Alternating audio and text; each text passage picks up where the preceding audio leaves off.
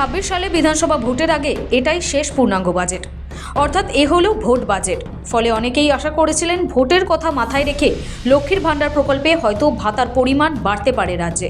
কিন্তু অর্থমন্ত্রী চন্দ্রিমা ভট্টাচার্য বাজেট পেশ করতেই স্পষ্ট হয়ে গেল লক্ষ্মীর ভাণ্ডারের ভাতা এখনই বাড়ছে না।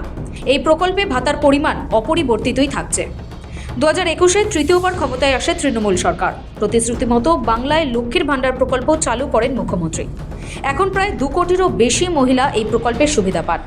তফসিলি জাতি এবং উপজাতিভুক্ত মহিলারা পান 1200 টাকা করে এবং জেনারেল শ্রেণীভুক্ত মহিলারা পান 1000 টাকা করে।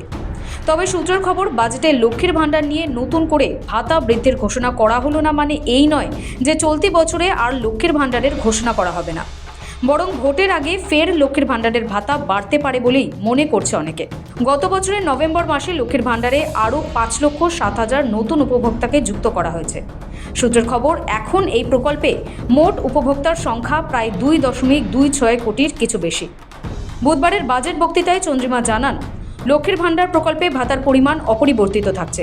তফসিলি জাতি এবং উপজাতির মহিলারা লক্ষ্মীর ভাণ্ডারে বর্তমানে 1200 টাকা এবং সাধারণ বিভাগের মহিলারা 1000 টাকা করে ভাতা পান, সেটাই অপরিবর্তিত থাকছে। গত বছর অবশ্য রাজ্য বাজেটে লক্ষ্মীর ভাণ্ডারের ভাতা বাড়ানো হয়েছিল।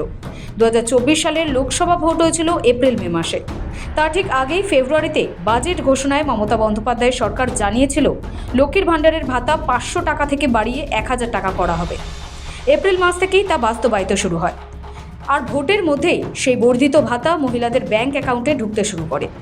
তা যে তৃণমূলের জন্য লক্ষ্মী মন্ত্র হয়েছিল তা লোকসভা ভোটে গ্রাম বাংলায় তৃণমূলের প্রাপ্ত ভোটের শতাংশ দেখলেই ঠাউর করা যায়। লক্ষ্মীর ভাণ্ডারকে কিভাবে মোকাবিলা করা যাবে তা নিয়ে এখনও মাথা খাটিয়ে চলেছেন বিরোধীরা।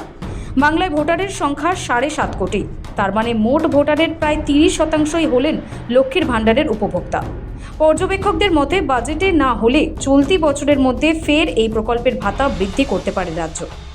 শফিক সানালের রিপোর্ট, সময় কলকাতা।